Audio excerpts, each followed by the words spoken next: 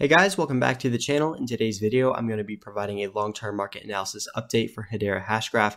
We'll talk about some key levels of support and resistance, some longer-term ranges, some moving averages that we can look to as our potential zone of supply, and then we're also going to talk about the HBAR Bitcoin ratio and some things happening over on this chart as well. So if you guys enjoy the content, make sure to leave a like and subscribe. Also, by the way, I will leave a link to my Twitter page in the description below. I am fairly active over there as well if you guys want to go ahead and check that out. So with HBAR, I want to start off here on the weekly chart and first talk about this moving average here I have in orange. This is the 20-week simple moving average. I've discussed this on the channel before, and what the big takeaway is with this moving average is the fact that it has been very strong resistance this entire bear market going back to when it first lost this moving average as support in November of 2021. You can see HBAR came right back up for this underside retest, had this pretty key rejection right here in December, and then proceeded to come back down, retesting the support. And then this last move just before the major capitulation, right here in March, HBAR again came up right into this moving average, had another rejection, and then continued to roll over from there, forming new lows. And then we also saw more and more retests of this level throughout October, coming up to this level once again, and it has continued to act as longer-term strong resistance. So considering how the last three lower highs have formed off this level, really watch and pay attention to how HBAR interacts off this level if we do get another surge up and another retest of the 20-week average.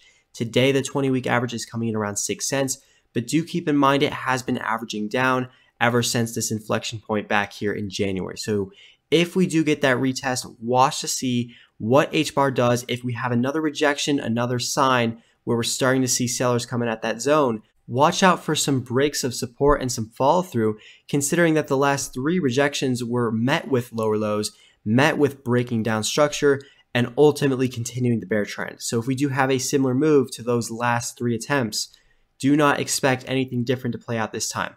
However, if HBAR is able to break back above the 20-week average, that will be a very bullish sign, and it's going to be something I'm watching out for to indicate that we might be starting to reverse the momentum, put in some longer-term accumulation phase, and potentially reverse this big downtrend. Now, the other level of strong resistance to watch out for is this level right between 5.4 to 5.8 cents. Now, this was a previous zone of resistance all the way back here throughout 2020. We had three key rejections off of this zone.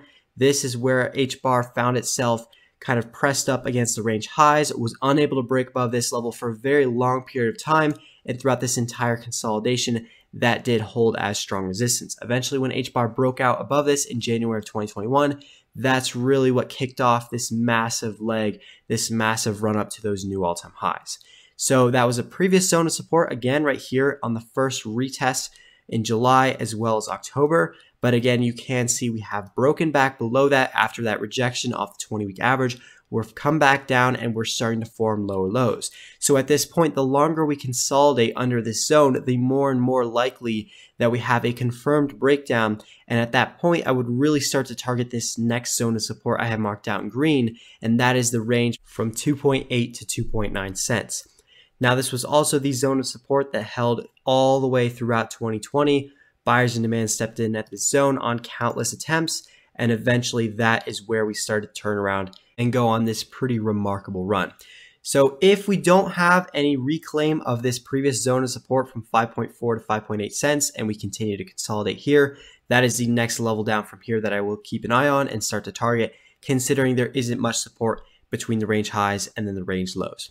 So lastly, I do want to talk about the HBAR Bitcoin ratio. And the positive thing about this chart is that it hasn't broken down and it's actually holding above its lows set back from here in June. And that's coming in around 254 Satoshis. So it is positive to see that HBAR is holding its valuation with respect to Bitcoin.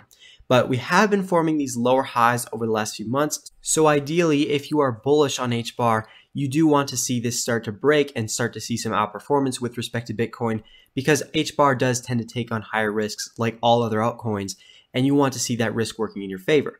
Because if HBAR can't outperform Bitcoin, there isn't really much of a case in which I would hold it, just because I would rather hold Bitcoin instead because it is less risky of an asset.